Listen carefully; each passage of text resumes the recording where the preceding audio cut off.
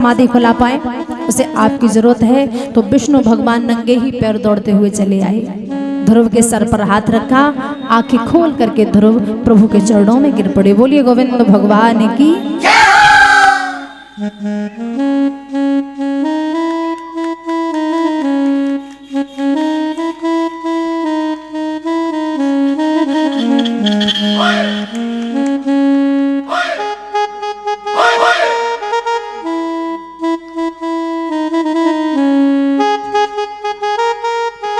और ये इसी के साथ ही साथ में हमारे भैया दीपांशु और हमारी भाभी अंजलि की तरफ से हमें बहुत सुंदर भेंट प्राप्त हुई है। एक ये फूलों का हार 101 मुद्राओं से हमारी भाभी जी और भैया जी ने दोनों ने मेरा सम्मान किया है, और जितनी भी मैं तारीफ करूं उतनी बहुत कम है, क्योंकि इंसान 1 घंटे में पता चल जाता है। मैं तो खैर 3 दिन से रह रही, जब पहले दिन मैं आई थी तभी मुझे भाभी का ऐसा प्यार मिला जैसे मेरे घर मेरी बड़ी भाभी का प्यार मिलता है। और शायद है इस ब्याज गद्दी पर मैं बैठी हुई हूँ, इतनी बयान नहीं कर सकती हूँ कि मुझे 10-12 वर्ष कथा कहते हुए हो गई, तो शायद पहली बार मुझे इतना प्यार मिला है आते ही आते। अन्यथा लास्ट में तो प्यार होता है, लेकिन स्टार्टिंग में ना हम आपको समझ पाते ना आप हमें समझ पाते। लेकिन मैं पहले ही दिन आई तभी ऐसा लगाव हो गया, और बैठ भी जाते हैं घर फैमिली जैसी बातें करते हैं, बड़ा अच्छा लगता है, समय पता नहीं चलता कि कितना निकल गया।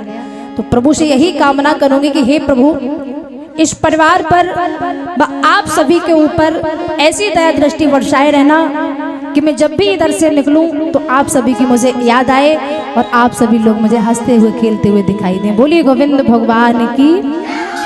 और भैया भाभी की जोड़ी तो ऐसे अमर रहे जैसे कि फूलों की फुलवारी हुआ करती है। बस यही है, होगा वो भी होगा, लेकिन परमात्मा के यहाँ कहते हैं ना कि देरी है लेकिन अंधेरी नहीं है। बोलिए गोविंद भगवान की।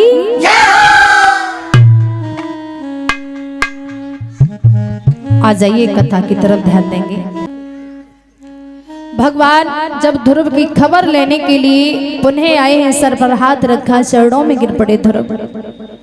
तो कहने लगे जो मांगना चाहते हो मांग लो। तो ध्रुव ने एक ही बात कही थी, प्रभु मुझे अब इससे बढ़कर के कुछ नहीं चाहिए, सबसे बड़ी बात तो ये कि मुझे दर्शन हो गए, यही काफी है। पर मैं एक बात और कहना चाहूंगा कि आपने मुझे दर्शन दिए, मुझे मंजूर है। अगर मैं अकेला दर्शन करके यहाँ से लौट करके चला गया तो मेरे अयोध्या वासी झूठ समझेंगे। आपने मुझे दर्शन दिए, मेरे माता पिता को दे, मेरे अयोध्या वासियों को दे, और मांगना चाहती तो मेरी मैया मांग सकती है जिसने मेरे लिए कितना दुख उठाया है। तो भगवान ने इंद्र का ऐरावत हाथी मंगवाया, उस पर ध्रुव को बिठाया, अयोध्या लेकर के आए।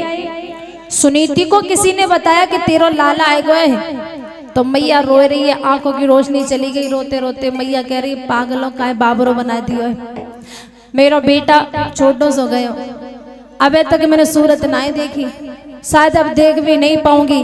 और अगर आप कह रहे हैं कि भगवान को प्राप्त करके आया है, अगर स्वयं भगवान हमारी अयोध्या में आए हैं तो मेरे आंखों की रोशनी वापस आ जाए, इन आंखों से बेटा को देख लूं तो मैं समझ जाऊंगी। भगवान समझ गए, मैया की रोशनी वापस आई। अब इधर जो सुरुचि थी वो छुप रही है कि मैंने जो बेइज्जत करके बालक यहाँ से भगाया वो भगवान को पा करके आया है, उसके सामने कैसे मुंह दिखाऊं। तो ध्रुव ने सबसे बड़ी महिमा अपनी मौसी की गाई थी। बोले मौसी सबसे बड़ी कृपा तो आपकी है, आपने मुझे मारा। कहते ना कहीं कहीं हमारी जो बेइज्जती करने वाले लोग होते हैं वो ही हमारी जिंदगी का सहारा बन जाते हैं। बोले सबसे बड़ी कृपा आपकी है जो मारा, उससे बढ़ के कृपा मेरे पिता की है, मुझे बन जाने की आज्ञा दी। उससे बढ़ के कृपा मेरी मैया सुनीति की है जिसने मुझे बन जाने की आज्ञा दी। और उससे भी बढ़ के कृपा मेरे गुरु की है जो परमात्मा से मिलने का द्वादशी मंत्र दिया। तभी कहा जाता है परीक्षित जी महाराज कि गुरु गोविंद दोनों खड़े और किन के लागू पाए, बलिहारी इन गुरुन की जो गोविंद दिए मिलाए। इस प्रकार ध्रुव लौटे हैं। तो ध्रुव ने अयोध्या में 36,000 वर्ष राज्य किया था। जंगल से लौट करके आने के बाद, वन से लौटने के बाद 36,000 वर्ष राज्य किया था। उसके बाद छोटे भैया जो उत्तम थे, यक्षों से संग्राम हुआ। रण की भूमि में उत्तम घिरे हुए थे। तो ध्रुव को याद किया। जब ध्रुव पहुंचे तो मारते मारते सभी यक्षों को भगा दिया। स्वर्ग से एक विमान आता है, ध्रुव को बिठाल करके आकाश को ले जाता है। बोलिए गोविंद भगवान की। ये जो ध्रुव तारा के नाम से जाना जाता है, ये वही 5 वर्ष का बच्चा है जिसने सब कुछ सहन किया लेकिन भगवान को नहीं छोड़ा। बोलिए गोविंद भगवान की। तो ये कथा इस प्रकार हमने आपको श्रवण कराई है।